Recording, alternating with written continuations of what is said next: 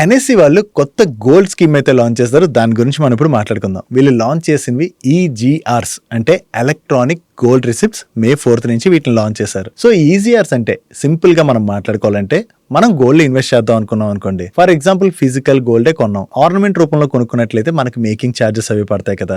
ఇక్కడ ఏంటంటే మనం డిజిటల్ గోల్డ్ ఇన్వెస్ట్ చేస్తున్నాం కాబట్టి ఆ మేకింగ్ ఛార్జెస్ అవి ఉండవు. అండ్ దీంతో పాటుగా మనం ఒకవేళ ఆర్నమెంట్ కావచ్చు, గోల్డ్ బిస్కెట్ కావచ్చు, ఏం కొనుక్కొనివ్వండి, దాన్ని స్టోర్ చేయాలంటే ఏం చేస్తాం, మనం తీసుకెళ్లి లాకర్ లో స్టోర్ చేస్తాం. ఆ లాకర్స్ కి మనం అడిషనల్ గా ఛార్జెస్ పే చేయాలి. ఇక్కడ ఏంటంటే మనం ఏదైతే గోల్డ్ కొంటామో స్పెసిఫిక్ గా ఆ గోల్డ్ ని మన పేరు మీద వీళ్ళు ఎన్ఎస్సి వాళ్ళు కొని దాన్ని సెబీ వాల్ట్స్ లోని వీళ్ళు సేవ్ చేస్తారనమాట. సో మనకి అక్కడ లాకర్ ఛార్జెస్ అవి తగ్గుతాయి. సో మీకు ఇక్కడ ఒక డౌట్ రావచ్చు, మరి ఎలక్ట్రానిక్ గోల్డ్ రిసిప్ట్ కి ఈటీఎఫ్ గోల్డ్ ఈటీఎఫ్స్ ఉంటాయి కదా, దానికి డిఫరెన్స్ ఏ ఉంది, పెద్దగా డిఫరెన్స్ లేదని డౌట్ రావచ్చు కదా. ఈ రెండింటికి కొన్ని డిఫరెన్స్లు అయితే ఉన్నాయి, వాటి గురించి ఇప్పుడు మాట్లాడుకుందాం. ఫస్ట్ థింగ్, మనం గోల్డ్ ఈటీఎఫ్ లో ఇన్వెస్ట్ చేస్తాం అనుకోండి, మన పేరు మీద స్పెసిఫిక్ గా గోల్డ్ అంటూ కొంటారు కదా. అక్కడ ఓవరాల్ గా ఫండ్ మేనేజర్స్ ఏవైతే ఫిజికల్ గోల్డ్ కొంటారో ఆ ఫిజికల్ గోల్డ్ ఉంటుంది, కానీ స్పెసిఫిక్ గా మన పేరు మీదే ఇన్ని గ్రామ్స్ ఆఫ్ గోల్డ్ అని చెప్పేసి స్పెసిఫిక్ గా మన పేరు మీద దాన్ని ఏమి వాళ్ళు భద్రపరచరు.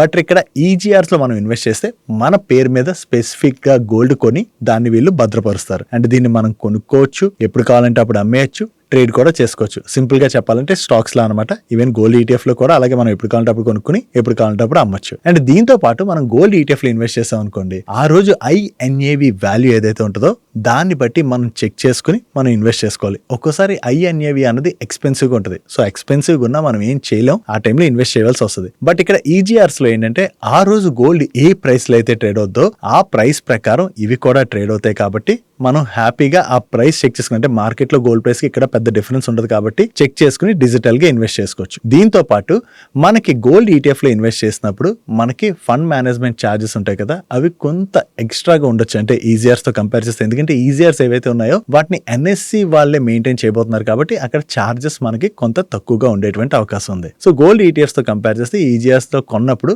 మనకి కొంత గోల్డ్ ఇన్వెస్ట్మెంట్ తక్కువలోనే చేసేటువంటి అవకాశం ఉంది. అండ్ ఈజీఆర్స్ కొనేటప్పుడు మనం 10 grams కొనొచ్చు, 1 grams కొనొచ్చు, అంటే చాలా తక్కువ అమౌంట్ పెట్టి మనం ఇన్వెస్ట్ చేసుకోవచ్చు, లైక్ ఈటీఎఫ్ లాగే. కాకపోతే ఇక్కడ మనకి ఈటీఎఫ్ తో కంపేర్ చేస్తే కొంత చార్జెస్ తగ్గేటువంటి అవకాశం అయితే ఉన్నది. అండ్ ఈజీఆర్స్ లో మనం ఇన్వెస్ట్ చేయాలనుకున్నట్లయితే సింపుల్, మనం డిమాట్ అకౌంట్ లో స్టాక్స్ ఎలా కొనుక్కుంటామో వీటిని కూడా అలాగే కొనుక్కుని సెల్